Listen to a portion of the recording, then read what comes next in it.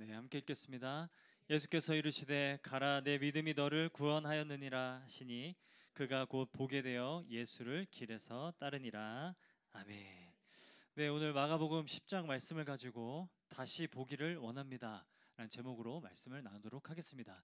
우리 옆에 있는 분들에게 인사 한번 하도록 하겠습니다. 당신의 안식이 나의 안식이 됩니다. 네, 한 번 더 인사하겠습니다. 날씨가 매우 덥습니다. 날씨가 네, 오늘 다시 보기 원합니다라는 제목으로 말씀을 나누도록 하겠습니다. 우리가 계속 마가복음을 매주 묵상하고 있는데요. 마가복음은 어떤 내용인가? 예수와 제자들이 나사렛에서 시작해서 예루살렘으로 가는 여정을 그린 내용입니다. 예수님께서 제자들과 또 예수를 따르는 많은 무리들과 함께 예루살렘으로 가고 있는 가운데 계시는데요. 예수님께서 이제 오늘 본문을 보게 되면 여리고라 하는 곳에 이제 이르게 되십니다. 46절 말씀을 같이 한번 읽어보도록 하겠습니다. 시작. 그들이 여리고에 이르렀더니 예수께서 제자들과 허다한 무리와 함께 여리고에서 나가실 때 디모데의 아들인 맹인 거지 바디메오가 길가에 앉았다가 이렇게 되어 있습니다.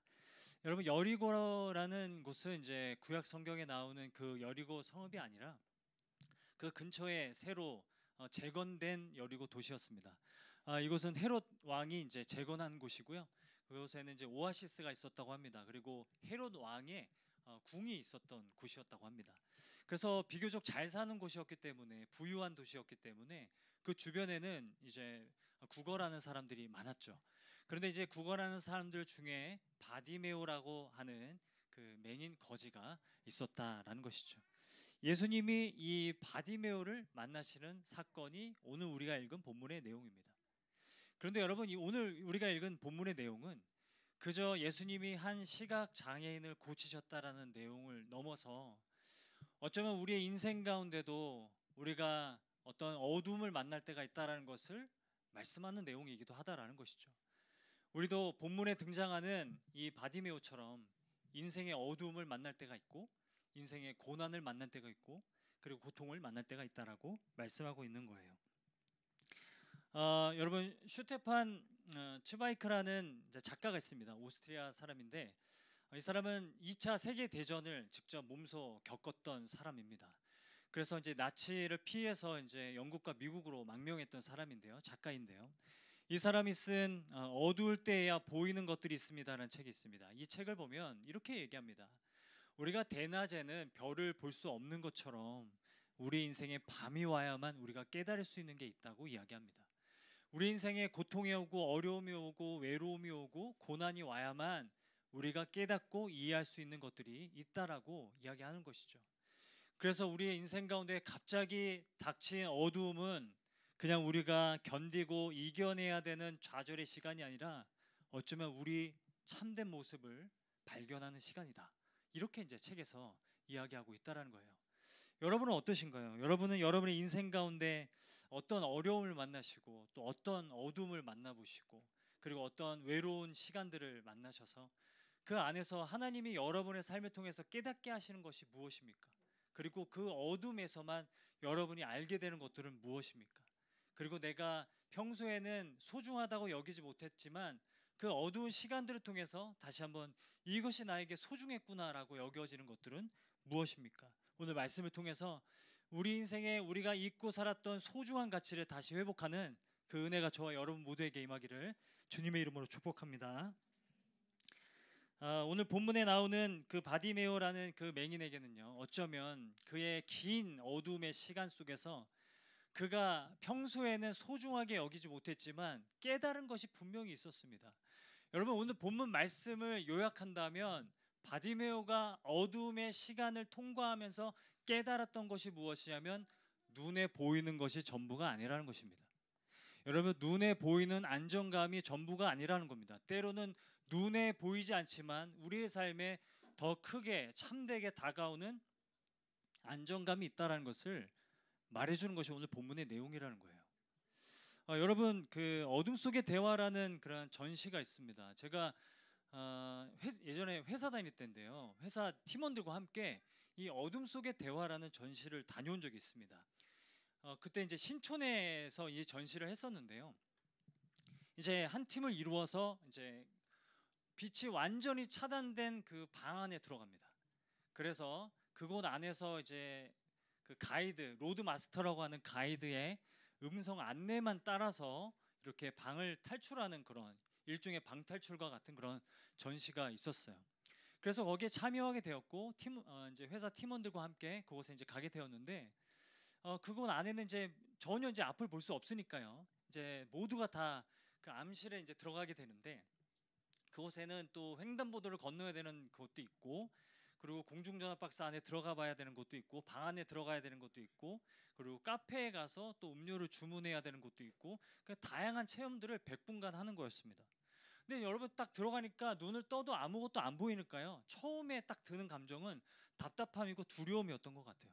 이 답답하고 두려우니까 점점 사람들이 막 목소리가 커지고 막 나 어디 있어 막 이렇게 얘기해요. 그 안내하는 분이 이야기하기로 그 밀실에 갑자기 들어오면은 사람들이 놀래서 가장 많이 하는 말이 뭐냐면 나 어디 있어라고 한다고. 그러니까 자기 자신을 마치 잃어버린 것 같은 느낌을 받는다는 것이죠. 저도 이제 너무 이제 어둡고 막 두려우니까 함께 갔던 이제 과장님, 남자 과장님 강조합니다. 남자 과장님 손을 꼭 잡고 제가 다녔어요. 저를 절대로 놓을 수가 없더라고요. 막 넘어질 것 같고 막 어디에가 뭐가 있는지도 모르겠고. 그래서 그 100분간의 그 경험들을 다 하고 나서 그 로드마스터라거나 안내자가 이렇게 얘기하는 거예요. 저는 시각 장애인입니다. 그런데 모든 시각 장애인들은 이렇게 살아가고 있습니다. 이렇게 얘기를 해주시는 거예요. 그러면서 이제 그분이 어떤 얘기를 하셨냐면 이런 얘기를 하시는 거예요. 시각이 사라지면 다른 감각들이 새롭게 자라납니다. 다른 감각들이 회복되는 것을 알 수 있습니다. 그것은 바로 통찰입니다. 통찰. 나의 삶에 대한 통찰, 그리고 내 인생에 대한 통찰이 새롭게 되는 것을 알 수가 있습니다. 나의 후각, 청각, 미각만 발달되는 것이 아니라 가장 회복되는 감각이 있는데 그게 뭐냐면 다른 사람들과 연결되어 있다라는 감각이라고 얘기하시는 거예요. 여러분 우리가 성경에서 내가 누군가와 연결되어져 있다라는 감각, 그것을 영성이라고 부릅니다. 그래서 내가 하나님과 연결되어져 있다라는 감각은 하나님에 대한 영성이고요. 그리고 내가 공동체와 연결되어져 있다라는 감각은 공동체에 대한 영성입니다. 그런데 우리가 시각을 잃거나 아니면 우리의 삶에 어둠이 찾아왔을 때 회복되는 감각이 있다면 내가 누군가와 연결되어져 있다라는 영성이 회복되기 시작한다라는 것이죠. 어쩌면 바디메오의 삶에 그의 삶에 가장 회복되고 있었던 감각이 있었다면 그것은 바로 하나님과 연결되어져 있고 그리고 다른 사람들과 연결되어져 있다라는 그 영성이었을 것이라는 거죠. 여러분, 저와 여러분의 삶에도 어두움이 찾아오고 고난이 찾아왔을 때 내가 하나님과 연결되어져 있다라는 그 영성, 그리고 내 옆에 있는 소중한 사람들과 연결되어져 있다라는 그 영성이 회복되는 은혜가 넘치기를 간절히 축복합니다. 본문에서 바디메오는 병에 의해서인지 몰라도 그리고 사고에 의해서인지 몰라도 갑자기 이제 시력을 잃게 되었죠. 그리고 긴 어둠의 시간을 통해서 하나님과 점점 가까워지고 내가 하나님과 연결되어져 있구나, 내가 다른 사람들과 연결되어져 있구나 라는 것을 깨닫기 시작했다라는 거예요. 여러분 그런데 예수님이 이제 오셨다라는 말씀을 이제 사람들로부터 듣게 되는데요. 우리 47절 말씀을 같이 한번 읽도록 하겠습니다. 시작. 나사렛 예수시란 말을 듣고 소리질러 이르되 다윗의 자손 예수여 나를 불쌍히 여기소서 하거늘. 지금 여러분 바디메오는 앞을 볼 수가 없습니다. 그래서 소리로만 모든 걸 들어야 했죠.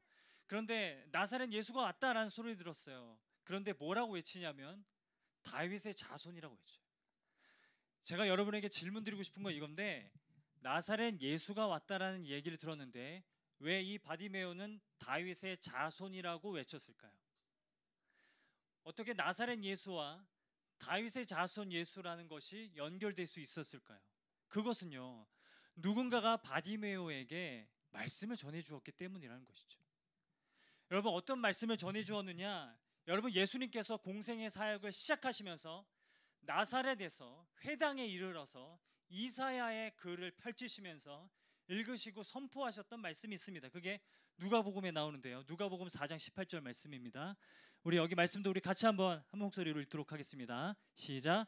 주의 성령이 내게 임하셨으니 자에게 복음을 전하게 하려 하시고 내게 기름을 부으시고 나를 보내사 눈먼 자에게 다시 보게 함을 전파하며 눌린 자를 자유롭게 하고, 예수님께서 오신 것은 복음을 전하기 위한 것인데, 예수님께서 복음을 전하신다라는 것의 의미는 눈먼 자들이 다시 눈을 뜨게 될 것이다 라는 말씀을 들은 겁니다.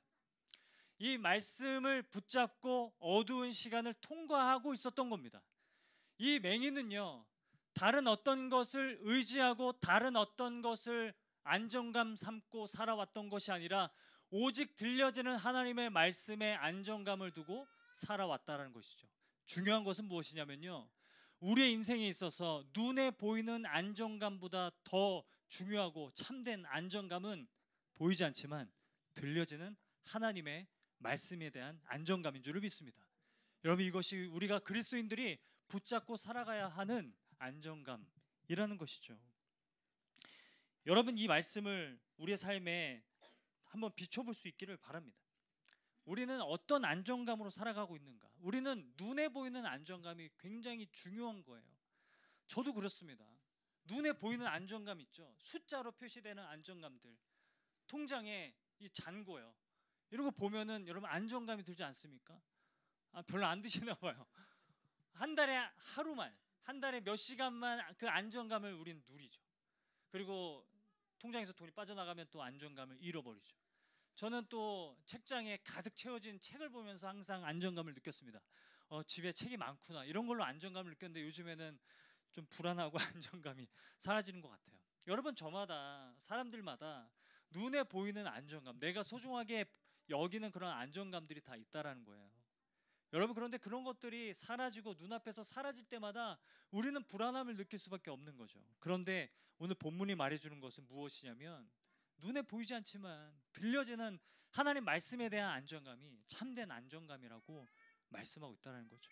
여러분, 생각해보면요, 말씀이 바디메오의 삶의 안정감이었습니다. 이 말씀은요, 이사야 선지자가 바디메오가 태어나기 700년 전에 선포하고 기록했던 말씀이었습니다. 이 말씀이 700년이라는 시간을 초월해서 넘어서 이사야와 바디메오를 연결시켜주고 있는 거죠. 그리고 여러분, 나사렛과 여리고의 거리는 140km였습니다. 이 말씀이 나사렛에서 예수님께서 말씀하셨던 이 말씀이 곧 여리고에 있는 바디메오에게 연결되고 있었다는 것이죠. 말씀은 시간과 공간을 초월하고 있다는 것을 말해주고 있다는 것입니다. 그래서 하나님의 말씀을 우리가 붙잡고 살아가는 것이 모든 것이 불안하고 모든 것이 불안정한 시대를 살아가는 지혜인 줄을 믿습니다. 저와 여러분에게 이런 지혜가 넘치기를 간절히 축복합니다. 여러분, 이스라엘 백성들의 모습을 보면요, 이스라엘 백성들이 출애굽을 하잖아요. 이스라엘 백성들이 출애굽을 하는데, 출애굽을 하다가 하나님 앞에 큰 죄를 짓게 되는데, 그게 뭐냐면 하나님의 형상을 금송아지로 만들어 버려요. 저는 왜 이스라엘 백성들이 하나님의 형상을 하필이면 왜 송아지로 만들었을까, 이게 너무 궁금했습니다. 그래서 하나님이 진노하시는 이유가 어쩌면 송아지로 만들어서가 아닐까라는 생각도 했어요. 제가 초등학교 때 일인데요, 초등학교 때 입학해서 첫 수업 시간이 미술 시간이었어요. 그런데 이제 담임 선생님이 얘기하시는 거예요.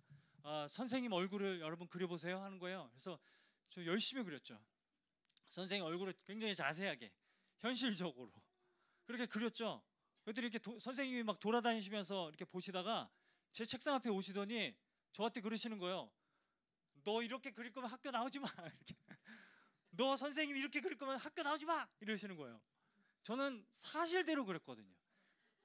똑같이 그렸거든요. 제가 생각할 수 있는 똑같이, 그릴 수 있는 모든 실력을 다해서 똑같이 그렸거든요. 다시는 학교 나오지 마. 그러시는 거예요. 저는 왜 이스라엘 백성들이 하나님의 형상을 금 송아지로 만들었을까? 독수리, 곰, 사자 이런 것도 아니고 송아지. 그래서 하나님이 진노하신 걸까 하는 생각을 한 적이 있어요. 그런데 여러분, 이렇게 질문하겠습니다. 왜 하나님의 형상을 하필이면 금송아지로 만들었을까요, 사람들이? 그 이유가 있습니다. 여러분, 출애굽기 32장 1절 말씀인데요. 우리 말씀을 같이 한번 읽어보도록 하겠습니다. 시작. 백성이 모세가 산에서 내려옴을 더딤을 보고 모여 백성이 아론에게 이르러 말하되 일어나라 우리를 위하여 우리를 인도할 신을 만들라. 이 모세 곧 우리를 애굽 땅에서 인도하여 낸 사람은 어찌 되었는지 알지 못함이니라 라고 얘기합니다. 왜 금송아지로 하나님의 형상을 만든 거냐면요, 모세가 보이지 않았기 때문에 그래요. 하나님도 보이지 않는 신인데 모세도 보이지 않으니까 이스라엘 백성들에게 무엇이 필요했냐면 보이는 신이 필요했습니다. 정확히 말씀드리면 보이는 안정감이 필요했습니다. 그들의 눈에 보여지는 안정감이 필요했던 거죠. 그래서 애굽에서 가장 많이 보았던 금송아지 상을 보고 이스라엘 백성들이 이것이 우리를 인도하여 낸 하나님이다 라고 하면서 금송아지를 만들었다는 거죠. 여러분, 이것이 이스라엘 역사를 통해서 우리가 배울 수 있는 점입니다. 하나님은 눈에 보이는 안정감으로 살아가지 말고 이 광야와 같은 시대를 살아갈 때 들려지는 하나님의 말씀을 의지하며 살아가기를 원하시고 계시다는 것이죠. 여러분, 우리가 어떤 어둠이 찾아와도, 어떤 불안함이 찾아오고, 어떤 고난이 찾아와도 우리를 살릴 수 있고 회복시킬 수 있는 힘은요, 보이지 않지만 들려지는 하나님의 말씀인 줄을 믿습니다. 그래서 날마다 이 말씀을 붙들고 살아가는 저와 여러분의 삶이 되기를 간절히 축복합니다. 저는 오늘 본문 말씀을 묵상하면서 좀 궁금했던 게 있습니다. 그게 뭐냐면 이 바디메오가 예수님이라고 하면서 막 외칩니다. 다윗의 자손 예수여 나를 불쌍히 여기소서 막 외치니까 거기 함께 따르고 있던 무리들이 뭐라고 얘기하냐면 잠잠하라고 얘기해요. 잠잠하라. 우리 말씀 같이 한번 읽어보도록 하겠습니다. 시작. 많은 사람이 꾸짖어 잠잠하라 하되 그가 더욱 크게 소리질러 이르되 다윗의 자손이여 나를 불쌍히 여기소서 하는지라. 많은 사람이 잠잠하라고 얘기해요. 왜 잠잠하라고 했을까요? 예수님을 따라다니는 무리들이었기 때문에 사실은 예수님을 보호하기 위해서 잠잠하라고 한 겁니다. 여러분, 여리고는 헤롯의 궁이 있던 곳이었습니다. 그곳에서 다윗의 자손이여 메시아여 그리스도여 라고 말했다가는 언제든지 체포될 수 있는 상황이었다는 거예요. 마가복음을 보면 예수님께서 누군가를 치유하실 때마다 하신 말씀이 있어요. 너는 어디 가서 내가 그리스도라는 것을, 내가 메시아라는 것을 말하지 말라고요. 계속 그렇게 말씀하셨습니다. 모든 사람들을 고치실 때마다 너는 어디 가서 내가 그리스도임을 드러내지 말라고 말씀하셨습니다. 예수님이 체포될 수 있기 때문에 그랬습니다. 예수님이 하고 계신 모든 사역들의 계획을 다 이루시기까지 예수님은 잠잠할 것을 사람들에게 항상 말씀하셨어요. 그런데 오늘 만난 바디메오에게는 그 명령을 하지 않으세요. 그냥 허용하십니다. 바디메오의 입을 통해서 주가 그리스도고 주가 메시아라는 것을 고백하게 하십니다. 그 이유가 뭔지 아세요? 오늘 본문이 마가복음에서 마지막 치유입니다. 마지막으로 회복시키시는 사건입니다. 더 이상의 치유와 기적은 나타나지 않습니다. 이제부터 예수님은 여리고를 떠나셔서 예루살렘으로 올라가셔서 십자가에서 죽으신다라는 내용이 이어져요. 그렇기 때문에 예수님은 이 맹인 바디메오까지 치유하시고 회복시키기 위해서 지금까지 침묵하셨던 겁니다. 예수님의 그 침묵은 이 바디메오를 위한 침묵이었다는 것을 우리가 알 수 있는 거죠. 아이들이 어렸을 때, 지금도 그렇지만 어렸을 때 아빠가 목사님이라는 걸 좀 자랑스럽게 생각을 했나 봐요. 그래서 어디 가면은 우리 아빠 목사님이에요 꼭 이런 얘기를 해가지고, 택시를 타도 근데 아저씨 우리 아빠 목사님이에요 이런 얘기를 꼭 해가지고 좀 당황했던 적이 여러 번 있습니다. 여행을 가도 저희는 일산에서 왔고요, 그리고 저희 아빠는 목사님인데 일산에서 가장 유명한 목사님이에요 그렇게 얘기해요. 그러면 아이들이 막 입을 막 틀어막으면서 그러지, 그런 말 하지 마 얘들아, 그런 말 하지 마. 하지만 웃으면서 그런 말 하지 마, 그런 말 하지 마. 입도 막 적당히 막으면서 그런 말 하지 마, 그런 말 하지 마. 그리고는 그날 애들한테 잘해주죠. 여러분, 우리가 예수님의 이 모습을 보면 이 바디메오를 위해서 예수님이 지금까지 달려오셨다라는 것을 보여집니다. 한 사람을 위해서 예수님이 그동안 침묵하시면서 여기까지 오신 여정이었다는 것을 드러내주는 것이 오늘 본문의 내용이라는 거예요. 여러분, 이 바디메오가 그렇게 고백하죠. 내가 보기를 원하나이다. 우리 51절 말씀인데 우리 같이 한번 읽어보도록 하겠습니다. 시작. 예수께서 말씀하여 이르시되 네게 무엇을 하여 주기를 원하느냐. 맹인이 이르되 선생님이여 보기를 원하나이다. 보기를 원하나이다. 아나블레포라는 동사인데요. 이 아나블레포는 어떤 뜻이냐? 새롭게 보다 이런 뜻을 갖고 있습니다. 새롭게 보다. 그냥 이전에 시력을 다시 회복시켜 주세요 정도가 아니라 이제는 내가 새롭게 바라보기를 원합니다. 무엇을요? 내 삶을요, 인생을요, 세상을요 다시 새롭게 바라보기를 원합니다. 내가 이 긴 어둠 속에서 배우고 깨달았던 것을 가지고 이제는 내가 세상을 새롭게 바라보기를 원합니다. 이것이 바디메오의 고백이었다는 겁니다. 예수님이 그래서 이 바디메오에게 너의 믿음이 너를 구원하였다라고 말씀하시는 내용이 이어지는 것이죠. 여러분, 이것이 저와 여러분의 기도였으면 좋겠습니다. 예수님 정말 새롭게 보기를 원합니다. 내가 그동안의 어둠 속에서, 고통 속에서, 고난 속에서 내가 배우고 깨달았던 것들, 그걸 가지고 세상을 다시 새롭게 바라보고 내 삶을 새롭게 바라보고 내가 예수님 앞에 새로운 인생을 살아가고 새로운 삶을 살아가기를 원합니다라고 고백하는 저와 여러분이 될 수 있었으면 좋겠습니다. 이것이 저와 여러분의 기도 제목이 되어서 날마다 주님, 내가 새롭게 바라보기를 원합니다. 일어날 때도 내가 주님 새롭게 바라보기를 원합니다. 내가 다시 바라보기를 원합니다. 내가 다시 보기를 원합니다.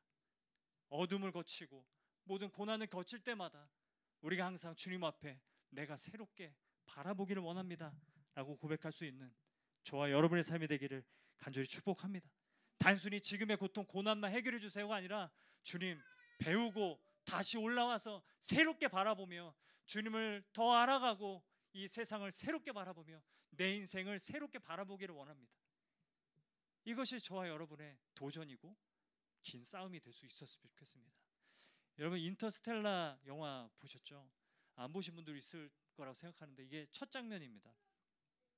책장에 이제 그 우주왕복선 이제 모형이 이제 있는 그런 장면이죠. 인터스텔라에서 계속 반복되는 어떤 문장이 있는데 그게 뭐냐면 순순히 어두운 밤을 받아들이지 마시오. 그 문장이 계속 반복됩니다. 크리스토퍼 놀란 감독이 이제 인터뷰하면서 그런 얘기를 했어요. 이 영화를 통해서 말하고 싶었던 메시지가 무엇이냐면 사람은 시간을 초월할 수도 없고 사람은 공간을 초월할 수도 없지만 시간과 공간을 초월하는 유일한 힘은 사랑이었다라는 것을 보여주고 싶었대요. 유일하게 사랑만이 시간을 초월하고 공간을 초월해서 계속 이어지고 있다는 것을 말해주고 싶었다라고 얘기하는 것이죠. 그래서 딜런 토마스라는 시인의 그 시를 계속 인용을 하고 있는 겁니다. 순순히 어두운 밤을 받아들이지 마시오. 빛을 향해서 저항하고 빛을 향해서 몸부림치며 나아가십시오. 계속해서 찾아오는 절망에 지짐하고 소망을 향해 나아가십시오 라고 계속 그렇게 이야기하는 것이 인터스텔라의 이제 메시지라는 거예요. 이 영화를 보고 이제 아이들이 영화 보고 나서 저희 책장을 막 이렇게 보면서 책장이 흔들린다고 그랬던 적이 있어요. 여러분, 여러분의 인생에 찾아오는 어두운 밤을 순순히 받아들이지 않는, 그리고 날마다 빛 대신 예수 그리스도와 함께 그 소망으로 나아가는 은혜가 있기를 소망합니다. 우리에게 어떤 절망이 다가와도요, 어떤 어두움이 다가와도요, 무너지지 않으려고 몸부림치는 그 은혜가 있기를 간절히 축복합니다.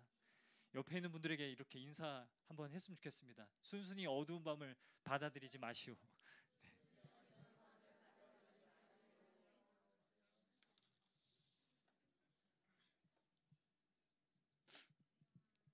우리가 인생에서 어떤 고난이 오면 그 고난이 우리를 연단할 거라고 생각하죠. 그리고 인생에 어떤 고통이 오면 고통이 우리를 더 강하게 만들어줄 거라고 생각하죠. 하지만 현실은 그렇지 않잖아요. 고난이 오면 우리는 그냥 무너집니다. 고통이 오면요, 우리는 약해집니다. 여러분, 고난이 얼마나 사람을 비참하게 만드는 줄 아세요? 우리는 현실적으로 그걸 경험하면서 살아가고 있어요. 고통이 오면요, 삐뚤어집니다. 여러분, 고통이 오면요, 하나님과 멀어질 때가 더 많습니다. 고난이 오면요, 겸손해진다고요? 교만해질 때가 더 많습니다. 여러분, 그런데 우리가 생각해야 될 것은 무엇이냐면 고난이 오고 고통이 오고 어두운 시간이 오는데 더 하나님을 붙잡고 살아가고 더 말씀을 의지하여 살아가고 보이지 않지만 들려지는 말씀에 안정감을 두고 살아가고 있다면 여러분, 그것이 하나님이 우리의 삶 가운데 이루시는 기적인 줄 믿습니다. 여러분, 그것이 하나님이 우리의 삶 가운데 이루시는 능력이고 우리 삶에 찾아오시는 연결이라는 거예요. 그 영성을 하나님이 우리 가운데 부어지기를 바라고 원하신다라는 것이죠. 여러분, 우리가 다시 보기를 원합니다. 이 고백이 저와 여러분의 고백이 되어서 하나님, 내가 날마다 새롭게 내 삶을 바라보고 인생을 바라보고 주변을 바라보며 살아가기를 원합니다 라고 고백하며 나아갈 수 있기를 간절히 축복합니다. 예수님, 제가 다시 살고 싶습니다. 정말 다시 살고 싶습니다. 여러분, 우리가 이전에 지나오면서 어두운 시간들 속에서 우리가 겪고 깨닫고 했던 모든 것들 통해서 다시 바라보고 다시 살아가고 다시 일어서는 은혜가 날마다 우리의 삶 가운데 일어나기를 간절히 축복합니다. 여러분, 예수님께서 이 바디메오를 치유하시고 나서 예수님께서 예루살렘으로 가십니다. 그리고 예루살렘에 가셔서 예수님은 가장 극심한 어두움 가운데 거하십니다. 바디메오가 겪었던 그 어두움보다도 더 깊은 어두움 가운데 거하십니다. 그 어두움은요, 그냥 눈을 앞을 볼 수 없는 어두움일 뿐만 아니라 하나님도 고개를 돌리시는 어두움이었다라는 거예요. 여러분, 이것이 마가복음이 전해주고 있는 복음이라는 거예요. 제6시가 되매 온 땅에 어둠이 임하며 제9시까지 계속하더니 제9시에 예수께서 크게 소리 지르시되 엘리 엘리 라마 사박다니 하시니 이를 번역하면 나의 하나님 어찌하여 나를 버리셨나이까 하는 뜻이라. 복음은요, 여러분, 우리는 날마다 눈 멀고 살아가는데, 저마다의 욕심과 욕망과 탐욕 때문에 눈 멀고 그렇게 살아가는데, 고난이 오면 하나님으로부터 눈을 가리우고 그렇게 살아가는데, 예수 그리스도께서 우리를 대신하여서 우리가 경험할 수 없는 그 깊은 어두운 가운데 나아가셨다는 것이 복음입니다. 그래서 우리가 그 복음을 알고 있고 복음을 붙들며 살아가고 있기 때문에 우리는 어떠한 어두움 가운데서도 불안해하지 않습니다. 들려지는 말씀이 있기 때문에, 찾아오시는 말씀이 있기 때문에, 우리 내면 가운데 떠올려 주시고 생각나게 하시는 말씀이 있기 때문에 우리는 불안해하지 않고 안정감을 다시 찾고 일어서게 되는 줄을 믿습니다. 여러분, 바디메오 이름의 뜻이 뭐냐면 존귀한 자의 아들, 이런 뜻입니다. 바디메오는요, 존귀한 자의 아들이라는 이름이 있었어요. 예수님은 그 이름에 걸맞게 그를 변화시키고 그를 구원하기 위해서 그 십자가, 그 골고다 언덕을 오르시는 것이죠. 우리의 진정한 영적인 시야를 열어주기 위해서, 우리가 눈멀고 살아가는, 우리가 세상에 눈멀어서 하나님을 바라보지 못하고 살아가는 우리를 위해서 예수님이 친히 그 어둠 가운데 들어가시고 부활하셔서 우리들에게 영원한 생명을 안겨주신 것입니다. 제가 이번 한 주 읽은 책이 있는데, 벌거벗은 정신력이라는 책이 있어요. 이 책에서 이제 요한 하리라는 작가가 어떤 사람이냐면 어렸을 때부터 우울증에 심하게 이제 우울증으로 이제 고통을 받았던 사람입니다. 이 사람은 요즘 사람들이 너무 극심한 불안 증세와 우울증과 공황 장애로 시달리고 있는 것을 보고 자기가 우울증을 좀 극복하고 싶어서 우울증을 스스로 연구를 했대요. 그래서 항우울제 약들을 이렇게 자기가 스스로 분석해보고 연구해본 결과 이게 사람들의 직접적인 우울증을 해결해주지 못한다는 것을 발견하고 이렇게 주장합니다. 책에서 우울증을 해결할 수 있는 방법은, 비결은 어떤 약도 아니고 사실은 연결의 회복이다. 우리가 우리의 삶에서 다른 사람과 연결되어져 있다는 그 안정감의 회복이 중요하다라고 이야기하는 거예요. 그뿐만 아니라 내 삶의 의미, 내가 잃어버리고 있었던 내 삶의 의미와 지금의 내 삶이 연결되는 것이 나의 우울함을 해결할 수 있는 그런 지름길이고 지혜이고 비결이라고 이 책에서 얘기하고 있다는 거예요. 그래서 원제가 로스트 커넥션입니다. 우리가 다 연결이 끊어진 시대를 살아가고 있기 때문에 우리가 그만큼 불안해하고 가장 인간으로서 누릴 수 있는 안정감을 잃어버리고 살아가고 있기 때문에 많은 사람들이 불안해하고 살아가고 있다는 것이죠. 여러분, 오늘날 우리 이 시대를 살아가는 우리 모두가 브릿지 공동체를 통해서, 우리가 예수 그리스도의 복음을 통해서 예수 안에서 우리 모두가 연결되어져 있다는 사실을 통해서 서로 함께 공동체를 이루고 동역자가 되어 서로를 위해 기도해주며 서로를 섬기며 사랑하며 나아가는 저와 여러분의 귀한 공동체가 되기를 주님의 이름으로 축복합니다. 여러분, 이것이 오늘 본문 말씀을 통해서 우리에게 주시는 도전이고 또 우리의 기도 제목이 될 수 있었으면 좋겠습니다. 말씀을 맺도록 하겠습니다. 그 어둠 속의 대화라는 이제 전시를 지금 운영하고 있는 그 앰비전스의 이제 대표님이 송영희 대표님이신데, 그분은 이제 19살 때 시력을 잃으셨어요. 시력을 잃고 우연히 이제 이 어둠 속의 대화라는, 그때는 이제 독일에서 와서 전시를 하고 있었는데 그 전시에 참여하게 되면서 소망을 얻기 시작하고, 나중에는 내가 이것을 운영해야겠다는 생각을 하게 되면서 지금은 앰비전스라는 단체를 운영하고 계십니다. 이분이 그렇게 얘기해요. 내 인생의 갑작스러운 어둠을 만났을 때 나를 붙잡아 준 거는 나와 비슷한 처지에 있는 사람들, 시각장애인들, 그분들이 내 손을 잡아주시면서 당신이 일어서서 많은 사람들의 삶에 빛이 되어달라고 얘기하는 것이 자기 인생에서는 너무나 큰 감동이고 도전이 되었다고 얘기하는 거예요. 그러면서 지금까지 어둠 속의 대화가, 전시가 15년간 진행되어지고 있는데 가장 인상적이었던 일이 있냐라고 인터뷰에서 물어보니까 이렇게 말씀하시는 거예요. 그 어둠 속의 대화라는 전시를 어느 아버지와 초등학생 딸이 왔대요. 그래서 거기를 참석을 했대요. 근데 딸이 아버지의 손을 끝까지 놓지 않고 꽉 붙들고 있었대요. 그래서 이 사람이 그렇게 생각을 했대요. 아, 저렇게 손을 놓지 않는 것은 저 딸이 아버지를 정말 의지하고 의존하고 있구나, 그렇게 생각을 했대요. 근데 나중에 알고 보니까 딸이 아버지를 의존하는 게 아니라 그 아버지가 심하게 다리를 저시는 분이셔서 계속 아버지의 손을 붙들고 부축하고 그 시간들을 보낸 거죠.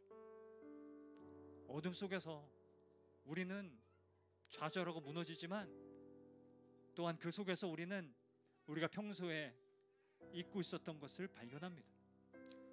여러분, 우리가 어두웠던 시간들을 다시 한번 돌아보면 우리는 그 시간 속에서 우리는 항상 한 줄기 빛을 발견해서 여기까지 왔습니다. 여러분, 우리의 삶은 하나님의 말씀이 우리의 발에 등불이 되어 주셔서 그 등불 때문에 여기까지 왔습니다. 여러분, 등불은요 멀리 비추는 등불이 아니었습니다. 여러분, 거기서 말씀하는 등불이란 내 발, 한 발 걸어갈 수 있는 곳만 비출 수 있는 등불이었습니다. 하나님의 말씀은 내 한 걸음 걸어갈 수 있는 곳을 비춰주시는 등불입니다. 그래서 날마다 우리가 하나님의 말씀을 의지하고 살아갈 때 여러분, 우리는 한 걸음 한 걸음 걸어갈 수 있는 거예요. 우리 멀리 보진 못하겠죠. 때로는 멀리 보지 못해서 답답하고 초조하겠죠. 하지만 분명한 건 한 걸음은 걸어갈 수 있어요. 날마다 한 걸음 한 걸음 걸어가서 하나님께서 이 세상을 창조하실 때 빛이 있으라 하시니 빛이 있었고, 저녁이 되고 아침이 되니 라고 말씀하시면서 우리 인생 가운데 결국 아침이 올 것이다 말씀하셨던 그 하나님의 말씀, 그 말씀이 우리의 마음 가운데 비춰서 우리의 지쳐있는 마음을 회복시키시고 우리의 무너진 마음을 다시 일으키시는 그런 역사가, 말씀의 은혜가 저와 여러분의 삶에 넘치기를 간절히 축복합니다. 여러분, 우리는 그리스도인들은 보이지 않지만 들려지는 하나님의 말씀에 대한 안정감으로 살아가는 존재들입니다. 그렇기 때문에 날마다 우리는 말씀의 힘을 의지하여서 살아가는 존재들입니다. 그 말씀으로 인해서 다른 사람들을 일으켜주는 존재들입니다. 그 은혜로 여러분, 지금까지 걸어온 것처럼 하나님 앞으로도 걸어가게 하여 주옵소서. 그 믿음으로 나아가는 저와 여러분의 발걸음이 되기를 주님의 이름으로 축원드립니다. 여러분, 함께 기도할 시간을 우리 갖도록 하겠습니다. 이 시간 우리 같이 한번 기도하며 잠잠히 기도하며 나갈 때